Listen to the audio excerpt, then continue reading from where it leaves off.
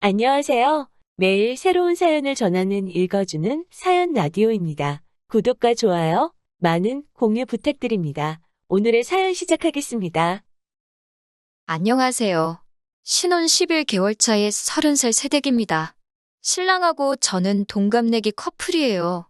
2년 긴 연애를 하는 동안도 싸움 한 번 없이 잘 지냈고, 결혼하고 나니 연애할 때보다 훨씬 사이가 좋게 잘 지내요. 신랑은 저와 평생을 함께할 배우자, 가족, 그리고 저를 절대 배신하지 않을 친구 같은 사람이 돼주었어요. 제가 사연을 쓰면서도 다른 분들 사연을 많이 접해봤는데, 다른 분들은 고부 갈등 때문에 정말 말 못할 스트레스를 받고 계신데 비해 저희 시부모님 또한 정말 존경받아 마땅할 정도로 그 인품이나 마음 씀씀이가 이루 말할 데 없고 저한테도 너무 잘해주시는 분들이세요.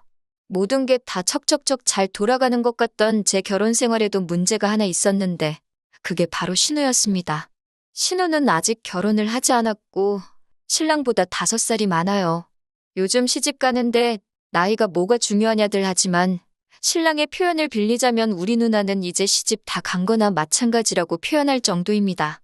나이도 나이지만 그 나이 먹어서 모아놓은 돈도 없고 직장도 없어서 시부모님 밑에서 등골을 빼먹으면서 살고 있다고 하더라고요. 연애하는 동안에는 남편에게 위로 누나가 있다는 것쯤은 알았지만 사실 한 번도 남편의 누나를 만나게 될 일이 없었어요. 신우는 얼마 전까지 지방에서 혼자 살았었거든요. 신우가 취직 준비할 때 연애하는 사이도 아니고 좋아하던 남자가 있었는데 그 남자가 취직이 되면서 지방으로 내려가게 되었는데 그 남자 따라간다고 신우도 그 길로 같이 지방으로 내려갔다고 했어요. 그쪽에서 자취하면서 취직을 했다고 들었는데 신우가 학교도 좋은 곳을 나온 게 아니라서 신우가 따라간 남자처럼 좋은 기회를 얻어 취직을 하게 된 게 아니고 그냥 동네에서 영세한 중소기업 같은 데 들어가서 일을 했다고 합니다. 그러니까 신우가 거기서 버는 돈 가지고는 생활도 어렵다고 징징대는 바람에 지방에 내려가 취직까지 했으면서 시부모님이 신우가 사는 자취방 월세를 대신 내주고 계셨답니다. 그런데 혼자 사는데 허파에 바람이 들어가지고는 거기서도 아주 최고급 오피스텔에 들어가가지고 월세 부담이 엄청나셨다네요. 시부모님께서 그 돈을 감당을 못하시겠으니 그쪽에다가 아예 전세를 알아봐 주셨다고 하고요. 아무튼 그래도 덕분에 서울에 있었으면 취직도 안 하고 시부모님 등골이나 빨면서 살았을 신우가 취직도 하고 시부모님도 좋은 게 좋은 거라고 신우가 그쪽에서 기반 잡고 자리 잡고 살기를 바라셨답니다. 그런데 신우가 회사고 뭐고 다 포기하고 저희가 결혼식을 올리기 얼마 전에 전부 정리해버리고 서울로 다시 올라와 버린 거예요. 그래도 거기서 6년 가까이 살았으면 기반이 어느 정도 잡힌 거 아니냐. 신우가 돌아온 이유가 대체 뭐냐고 신랑에게 물어봤는데 사실 신랑도 신우 쪽 이야기만 들어서 자세히는 모르겠다 하더라고요. 신랑이 신우에게 들은 이야기는 신우가 그 남자한테 엄청나게 어장관리를 당해서 마음고생이 심했다. 모아놓은 돈도 다 뜯겼다는 식으로 들었다는데 사실 그 신우가 좋다고 따라다니던 남자가 신랑 학교 선배 타고 해서 어떻게 아는 사람이었다고 해요.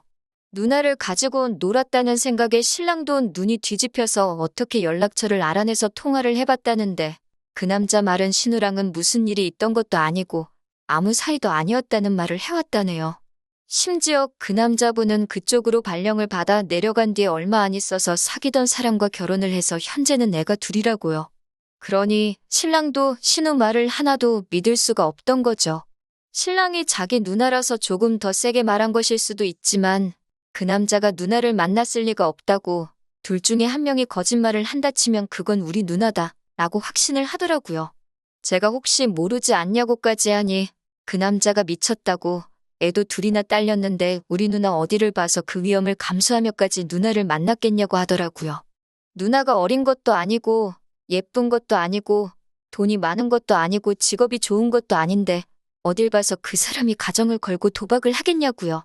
그러면 안 되는데 그 말에 저도 빵 터져버려서 아주 웃음 참느라 죽는 줄 알았어요. 아무튼 그래서 신우가 지방 생활을 포기하고 서울로 다시 올라오기는 했는데 그때가 저희 결혼식을 앞둔 지도 얼마 되지 않은 시기였기 때문에 결혼식 당일날까지 제가 직접 신우를 만나는 일은 없었어요. 신부 대기실에서 신우를 처음 봤어요. 신랑이 표현한 것보다는 조금 더 흐릿한 인상의 평범한 첫 인상이었습니다. 그냥 그때도 평범하게 인사하고 결혼 축하한다고 한마디 해줬기에 그때는 신우가 신랑이 말한 것처럼 이상한 사람은 아닌 것 같다는 생각을 했어요. 왜, 그 남매들이 항상 서로 그렇게 물어뜯을 것 같이 행동하면서 서로는 엄청 챙겨주잖아요. 제 남동생도 저한테 비슷하게 그러니 그냥 남매가 사이가 좋은가 보다 싶었고 신랑이 말한 것도 다 신우 걱정을 많이 하면서 말은 그렇게 하는 건 줄로만 알았어요. 시부모님 두 분도 엄청 좋으신 분들이니 당연히 신우도 좋은 사람일 거라고 생각을 했거든요. 제가 결혼하던 당시에 해외여행에서 돌아왔을 시 방역수칙이 조금 완화된 상태라서 신혼여행을 다녀오는 데는 큰 무리가 없었어요. 유럽 쪽은 이미 전부 다 개방돼 있던 상황이었고요.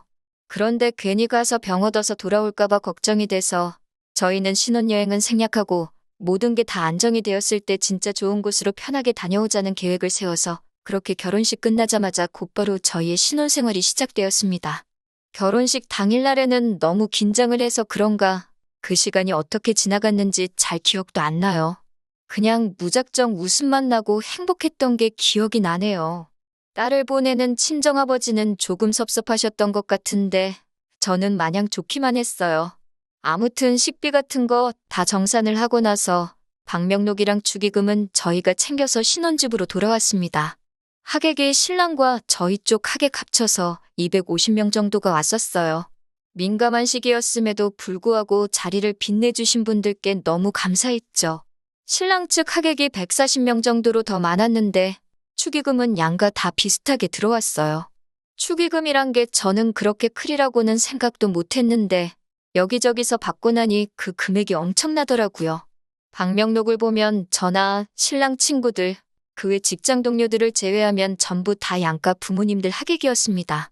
말이 축의금이지. 사실 그 돈이 그동안 양가 부모님들이 여기저기 다 쓰셨기 때문에 돌아온 돈이잖아요? 친구들이나 직장 동료들한테 들어온 축의금의 비중이 그렇게 큰 것도 아니고 신랑이나 저랑 개인적으로 가까운 친구들은 다 따로 저희들한테 준 게 있어서 사실 그 돈들은 양가 부모님들의 돈이나 다름없는 돈이었어요. 그리고 일반적으로도 축의금은 양가 어른들께 드린다고 듣기도 했고요. 그래서 신랑과 상의하고 나서 축의금을 양가 부모님께 드리기로 결정했습니다. 신혼여행을 안 갔기 때문에 다음 날인 일요일 아침에 바로 신혼집에서 좀 더 멀리 떨어진 시댁으로 먼저 향했습니다. 돌아오는 길에는 친정에 들러서 친정에도 제 앞으로 들어온 축의금을 돌려드리고 올 계획이었습니다. 결혼식이 바로 어제였는데 좀 쉬다 오지 그러셨냐며 저희 걱정부터 해주시며 반겨주시니 정말 좋았어요. 무슨 일로 왔느냐고 물으시길래 바로 본론부터 말씀드렸네요. 그런데 시부모님께서는 그건 너희 결혼한다고 사람들이 이 어려운 상황에 먼 길까지 와주시며 축하해주신 돈이니 그 돈은 저희가 갖는 게 맞다고 하셨습니다. 저도 남편도 그렇지 않다고 여태껏 시부모님께서 하셨던 거 돌려받는 거나 마찬가지인 돈이라고 아무리 생각해봐도 다른 사람들처럼 이 돈은 시부모님께서 가져가시는 게 맞겠다 말씀드리니 한사코 그 돈을 거절을 하셨어요. 오히려 그 당시 상황에 결혼식 불참하신 분들이 계좌로 보내준 돈도 있다면서 안 그래도 그 돈도 저희한테 보내주시려고 할 참이셨답니다. 서로 그 돈을 가지고 마음이 불편하겠다며 주거니 받거니 하다가 결국엔 저희가 시부모님 뜻을 꺾지 못하고 가져오게 되었네요. 친정 부모님도 말할 것도 없이 같은 입장이셨습니다. 거기에 시댁 쪽에서도 받지 않으셨는데 어떻게 당신들도 그 돈을 받으시겠냐며 더더욱이 그 돈을 받지 않으시겠다는 입장이셨습니다. 당초 계획과는 다르게 오히려 시부모님과 친정부모님 개인 통장으로 들어온 돈까지 해서 돈이 더 늘어나서 돌아오게 되었어요. 집에 도착해서 남편과 상의를 하고 나니 그러면 그 돈으로 우리가 양가 부모님들께 뭐라도 해드리기로 결정했습니다. 생각해보니 신랑이나 저나 신혼집 리모델링까지 해서 삐까번쩍하게 꾸며놓은 걸 보니 신랑은 시부모님 집이 오래돼서 고쳐드리고 싶고 저도 저희 부모님 가전이며 가구들이 저희 어머니가 시집 오실 때 해놓은 걸 그대로 쓰고 계시니 그걸 바꿔드리면 좋겠다고 생각했어요. 거기에 겨울 되면 바람이 들어차니 차씨도 교체해드리는 게 좋겠다 싶었습니다. 모처럼 그 큰 돈을 의미 있게 쓸 수 있게 방향이 잡히고 있으니 기분이 좋더라고요. 신혼여행을 안 간지라 회사 휴가도 남아있어서 신랑하고는 아예 회사에 휴가를 맞춰서 냈습니다. 그리고 그 기간 동안 신혼집 구할 때 마냥 리모델링 회사도 보러 다니고 전자제품 마트랑 가구점 돌아다니면서 이것저것 고르고 있으니 신혼집 알아보면서 지치도록 했던 건데도 기뻐하실 양가 어른들 생각하니 그건 나름대로 또 즐겁더라고요.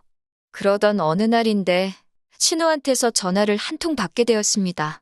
신우라고는 결혼식 날 한 번 본 게 전부인데 남편이 아니라 저한테 전화가 오니 조금 의아했습니다. 남편은 그때 이른 아침이라 아직 자고 있었는데 남편 전화로도 먼저 걸려왔던 게 아니라 정말 저한테 바로 들어온 전화였어요. 결혼식 날 정신이 없었으니 결혼 축하한다고 다시 한번 말해주려고 전화를 걸은 건가 싶어서 한치의 의심도 없이 전화를 받았어요. 신우가 그런 걸 요구할 줄은 정말 상상도 못했으니까요. 전화를 받으니 신우는 저한테 인사도 건너뛰고는 다짜고짜 축의금에 대한 행방을 묻더군요. 설마 그 돈을 벌써 다 써버린 건 아니겠지 하고 묻는 겁니다. 신우도 자식이고 하니 당연히 부모님께 드려야 할 돈을 저희가 갖게 해주셨다고 한들 아마 저희가 그 돈을 정말 저희들 사리사욕 채우는데 홀랑 써버릴까봐 노파심에 연락을 한 줄로만 알았습니다. 기본적으로 저와 남편이 준비하고 있는 건 시부모님께서 미리 알게 되시면 당연히 거절할 게 뻔하니 시부모님과 같이 살고 있는 신우에게 자초지종을 말해줄 수는 없어서 약간 애매모호하게 대답을 했어요. 그런데 제 생각이 틀렸더라고요. 신우는 저희가 정말 저희들 사리사욕을 위해 쓰지 말라고 충고를 하려고 전화를 한 게 아니었고 오히려 시부모님 앞으로 들어온 축의금을 대뜸 자기한테 달라고 하는 거 아니겠습니까? 저는 솔직히 제가 잘못 들었거나 제가 잘못 이해한 게 아닌가 제 귀를 의심까지 하게 되었어요. 그 돈을 저희가 왜 드리냐고 물어보니 어차피 너네 그 돈은 부모님께 돌려드리려고 했던 돈 아니었냐고 하면서 시부모님이 거절을 하셨지만 만약에 그 돈을 받으셨다면 전부 자기한테 썼을 돈이었다 하는 겁니다. 그러니 암만 시부모님이 먼저 거절을 하셨더라도 저희도 그 돈이 필요 없다고 들고 왔던 거나 마찬가지니 그 돈이 자기 돈이나 마찬가지다. 그러니까 내 돈을 내놔라 하고 말하는 것이었어요. 이유는 말씀드리지 못하지만 그 돈은 저희가 사용하기로 한 게 있어서 드리지 못하겠다 말했습니다.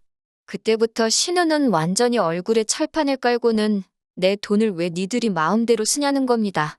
그게 어떻게 신우 돈이 되냐고 물었더니 너도 소유권을 포기하려 했던 돈이고 우리 부모님도 그랬던 거 아니냐고 하면서 그런데 그중에는 신우 본인과 신랑을 어려서부터 알고 지내던 신우의 친구들이 낸 축의금도 포함이 되어 있으니 내 돈이기도 하다며 말도 안 되는 궤변을 늘어놓고 있는 거였어요.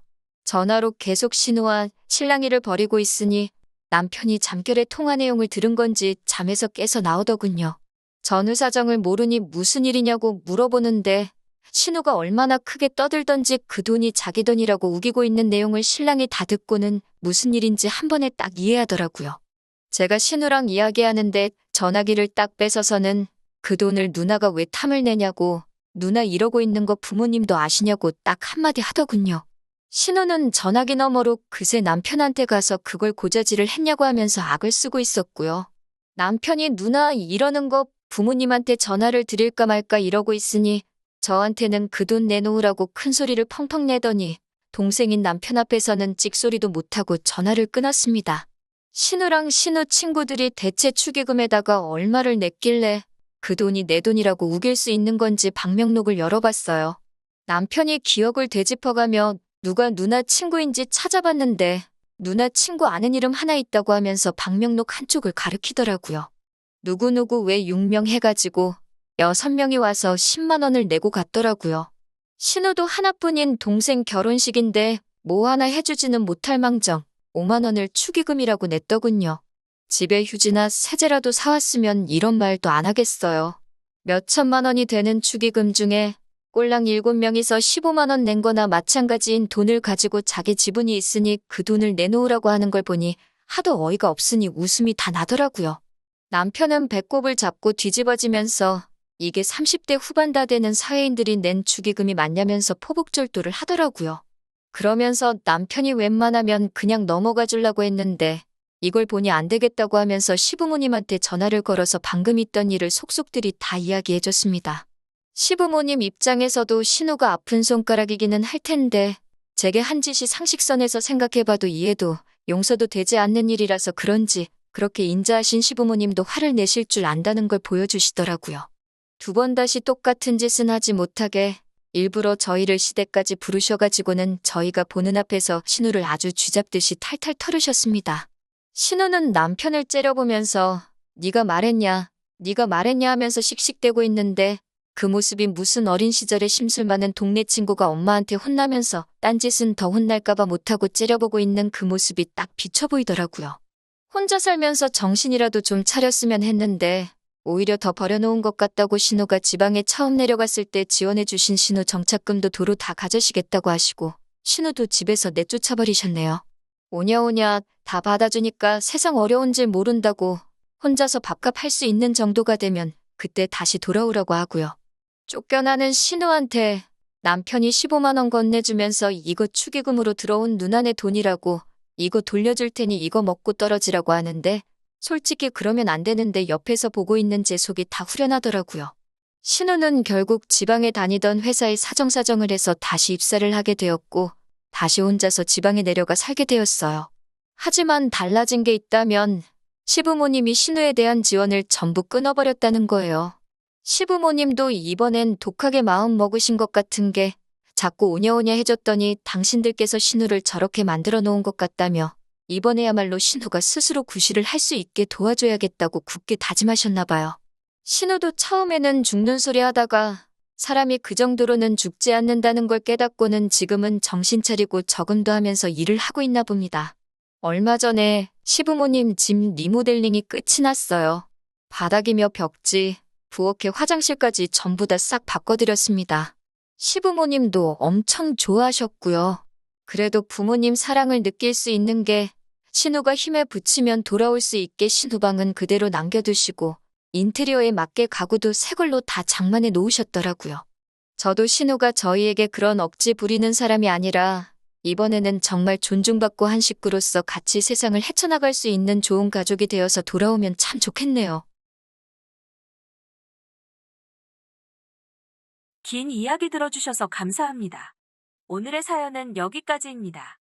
구독과 좋아요, 알람 설정해주시면 앞으로 더 좋은 사연으로 찾아오겠습니다. 감사합니다.